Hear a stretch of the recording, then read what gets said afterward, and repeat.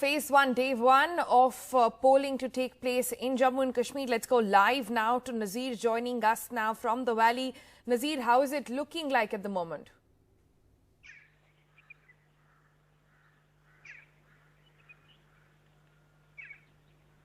Nazir, can you hear me?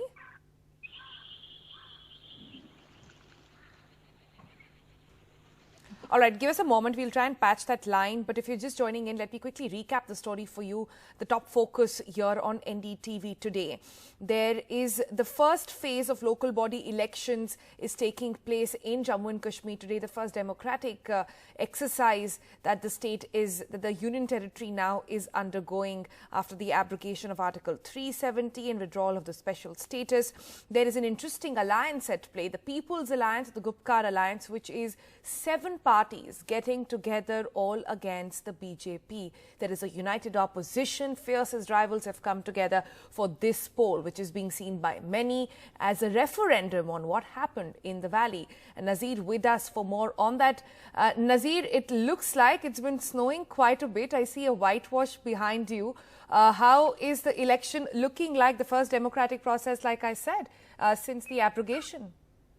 Well, the ground behind me, what you see is actually covered by the frost. That is the kind of, cold wave here. It is sub-zero during the night. But ironically, the polling has actually officially started at 7 a.m., which is before the sunlight. So in the darkness, polling has literally started.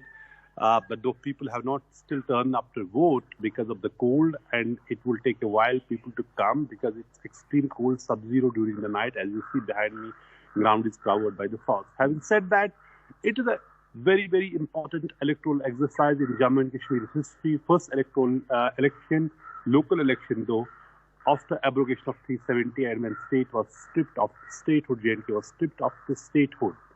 There have been lots of developments since then. How people would react, will they come out in large numbers to vote? There's an alliance called People's Alliance, which also is known as Gupkar Alliance, 7 parties amalgam. They are asking people to vote, though they could not campaign much except Sajjad loan. No one actually, we saw senior leader to come out like Farooq Abdullah and Umar Abdullah. They say they have been in isolation because of the COVID. Mahbub Mufti yesterday alleged that she has been kept in house detention. When she called a press conference, she was not allowed to, attend that press conference. In fact, media was asked to go back. So they were stopped by the police physically, not allowed to enter her home.